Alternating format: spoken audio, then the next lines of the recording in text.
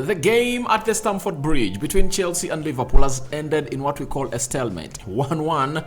Chelsea 1, Liverpool 1. Liverpool taking the lead and Chelsea later equalized. Welcome to Rokani Media Football. How are you guys? And where are you watching us from? I go by the names of Rokani David. Smash the like button, comment and share. If you're really watching us for the very first time, endeavor to subscribe to this channel so as not miss out on stories that we do upload in here on a daily. This has been the ninth game or the ninth fixture of the opening day of the weekend at the Stamford Bridge, and obviously that's gonna hate to end in a stalemate 1-1. Guess what? Chelsea looked a better side from here, and Liverpool had lots of things to obviously coming through and obviously try to obviously prove that they are still a team that can obviously come out and really compete for the trophy. Smash the like button close to 300 times. Don't forget to subscribe to this channel so as not to miss out on stories that we do upload in here on a daily. And it's really great to see to it that it's coming to this level and see how these two teams are really going to feature, because we look at the stats and how the game really started off. It shows you exactly that this game had a dominant side, and Chelsea had 10 shots, Liverpool had 13. Chelsea had 4 shots on target, Liverpool had only 1. It showed you how Chelsea are really good at defending. Remember, they started with Colville, Disasi and Thiago Silva in a defense of 3 players. That is it. Then later they obviously had to do the needful and obviously see them play a system of 3-4-2-1 with Reece James and Ben Chilwell playing as the right and left wing backs respectively. Liverpool hardly on 1 shot on target. It shows you that they needed a lot to see to that they obviously get a second goal. The second goal they got was obviously cancelled, and it's for the very first time that Mohamed Salah has not gone ahead to score in an opening season of the Premier League for the last 7 seasons. Every match day that kickstarts off the Premier League, Mohamed Salah has been one of those that have gone ahead not to miss out onto making his shots count towards the goal of the opponent. Chelsea had 66% ball possession, Liverpool had 34% of the possession. Very ugly display by Liverpool, and it shows you the levels at which they were and how Chelsea dominated them. 679 passes completed by Chelsea, 358 passes completed by Liverpool, almost completing double than what Liverpool really had to complete. 87% passing accuracy, Liverpool had 79% passing accuracy. Very ugly stats for Liverpool, and you wouldn't like a team like that to obviously come through you. Then 5 fouls by Chelsea and 12 fouls by Liverpool. It showed you that Liverpool never had the majority of the ball and they're just fighting to get it. That's why they're gonna head to obviously see themselves get 12 fouls. 3 yellow cards to both sides, no red card issued to either sides. 3 offsides for Chelsea, 5 offsides for Liverpool. 4 corners to both sides, and those are the stats, and they obviously paint a picture of how the game of football really looked like when it really mattered most. But Liverpool, I think they still need more players in. For Chelsea, I think what they get in Moise Caicedo, I think it's really going to be a very good addition into that central midfield, because for Chelsea, they're not going to play in the Champions League or the UEFA Europa League or Conference League, meaning that they're going to be playing 1 game per week, and the only time they'll play 2 games a week is when they play in the Carabao Cup. That is it, because for FA Cup, they find themselves in a situation of putting up what we call those fixtures via the weekend. That is it. So Chelsea to me has looked a better side. Mauricio Pochettino has done a very good piece of work, and it shows you that he's getting his team in shape, and all what he needs is to see it that he doesn't obviously see himself really do implode in the coming season. But it shows you the quality of this manager and how good he is. Though the big question is he going to take Chelsea where the owners of Chelsea want it to be? That is the big question, because he might be performing very well and not lifting trophies, and Toddy Boyle is really anxiously going in for trophies, and I think he wants to win trophies for Liverpool. Sorry, for Chelsea. If at all you see how he's willing to spend more than 110 million pounds on Moise Caicedo, it shows you his anger and how he really wants to obviously show it on the field of play. For Liverpool, they obviously lack a CDM.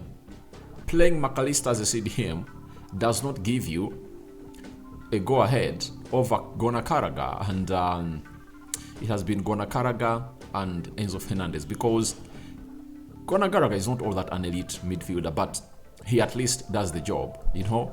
And Enzo Fernandez will obviously play as a CDM. He can sit there as a CDM and then later see himself obviously being played as a box-to-box midfield. And if at all Moise Caicedo comes in through, it shows you how hard that midfield of Chelsea is going to become, because it's going to be a Moise Caicedo and Enzo Fernandez affair that can obviously see these teams obviously go through to where they want to be. So, to my own understanding, Liverpool is really in total shit, because when you look at the fixture of Liverpool, you at least feel a little bit for them, and you ask, how are they going to go on and really cope up with this season, because they are going to play in Europe, and building up a lot, building up onto this result is really going to be so much huge for them to obviously match up the levels. And their next fixture is on Sunday. So it's on Saturday they are playing Bournemouth.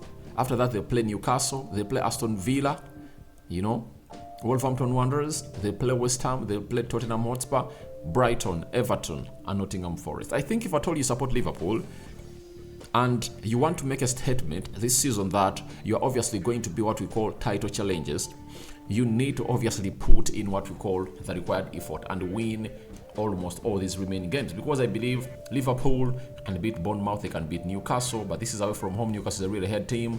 They're the highest scorers so far this season. I think they put 5 past Aston Villa.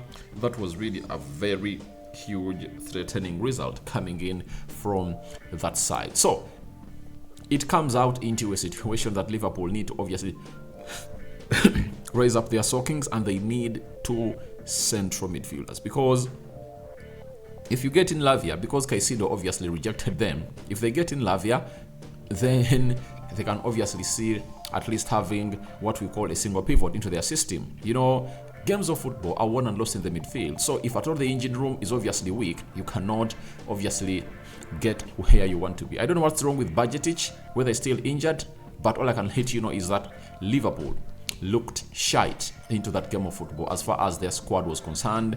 The midfield of Liverpool was really extincted a lot. You know, when you lose Fabinho, when you lose Jordan Henderson, you lose Chamberlain, you lose James Milner, you know, that means we're going to have to lose 4 central midfielders. Naby Keita, those are 5, and they've so far brought in 2, meaning that they need 2 more to obviously balance up their squad and obviously get them to where they are supposed to be. That is the energy of the transfer window. And these opening games are going to hate to open up the eyes of Jurgen Klopp.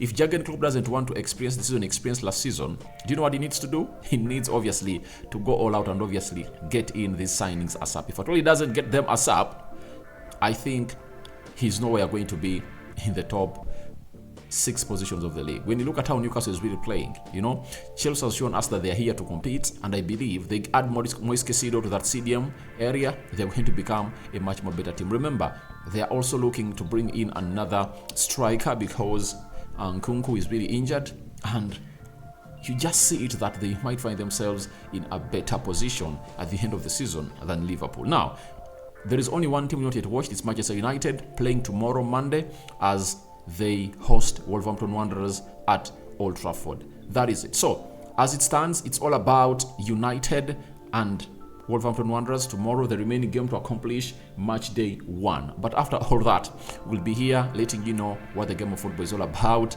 and we'll be bringing the reactions on the United Matters channel. Now, let's have a look at the table of the Premier League and how it's really standing. Is this the table? It's not the table. All right, let me bring you the table onto your screen. And Man City, Newcastle are on top of the league. They have a goal difference of 4. Brighton is second. They have a goal difference of 3. Man City, all of these are going to have to win their first games. Man City is third with a goal difference of 3. Arsenal is 4th with a goal difference of 1. Crystal Palace is 5th with 3 points and a goal difference of 1. Fulham is 6th with a goal difference of 1.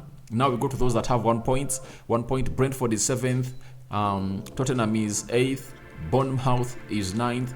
Chelsea is 10th. And Liverpool is 11th. Now, teams that are really on the best of the table: Aston Villa, Burnley, Luton Town, Sheffield Wednesday, Sheffield United, and Everton. That is how the table is really looking, and we anticipate that it's really going to look more clear after the first 10 games of the season. So guys, your thoughts on this game of football are really welcome in the comment section below. Mudryk came on through, and he would have gone ahead to obviously give Chelsea what we call a lead in the dying minutes, but he was obviously closed down very well by Alisson Becker, and all never went into his favor. So your thoughts on Chelsea 1, Liverpool 1 are welcome in the comment section below. Rokani David remains my name. I sign out for now. See you later, and I cover you all in the precious blood of Jesus Christ. My Muslim viewers and subscribers, Barak Lau Fikum. I'm out for now.